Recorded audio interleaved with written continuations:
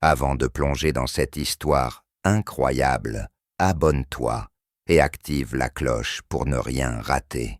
Tu vas kiffer. Il s'appelait Malik, un jeune de 15 ans, passionné de technologie.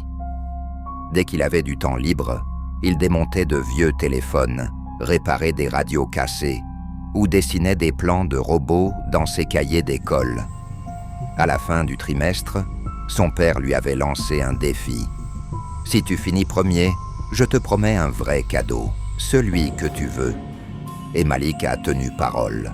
Il a travaillé dur, jour et nuit. Et à la fin, il est sorti premier de sa classe, avec les félicitations du directeur. Quand il est rentré à la maison, son père a tenu sa promesse, mais il a commis une erreur, une grande erreur.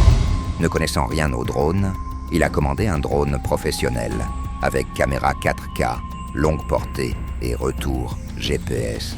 Un modèle normalement réservé aux experts ou aux vidéastes.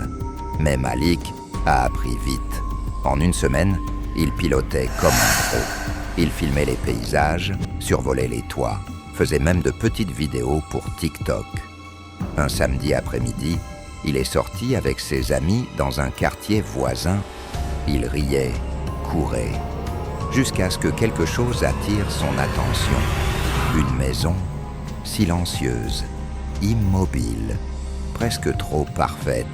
Elle était là, au bout d'une ruelle, peinte en blanc, sans une seule trace de poussière, mais totalement vide. Pas de bruit, pas de lumière, pas même un oiseau sur le toit. Malik a demandé « Qui habite là ?» Un de ses amis a répondu, la voix baissée. « Personne. Cette maison, elle est maudite. » Comment ça ? Tous ceux qui y ont vécu sont morts.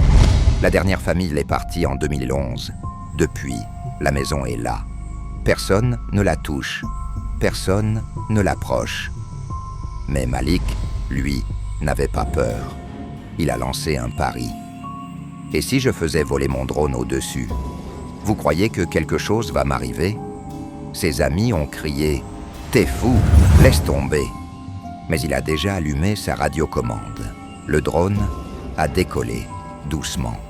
Il a volé au-dessus du quartier. Puis, il s'est rapproché de la maison. Il s'est arrêté au-dessus du toit. Puis s'est approché d'une des fenêtres. Et c'est là que tout a changé. Sur l'écran de son téléphone, relié à la caméra du drone, il a vu quelque chose, une silhouette noire, debout, juste derrière la fenêtre. Mais quand il a levé les yeux vers la maison, il n'y avait rien. Il a baissé les yeux. La silhouette avait disparu et son drone ne répondait plus. Batterie pleine, signal GPS fort. Pourquoi il tombe ? Il a couru dans la ruelle. Ses amis criaient « Reviens, laisse-le tomber !» Mais il voulait le récupérer. Il s'est approché de la porte. Elle était entr'ouverte. Il a posé un pied à l'intérieur et soudain, plus rien. Musique qui s'arrête net.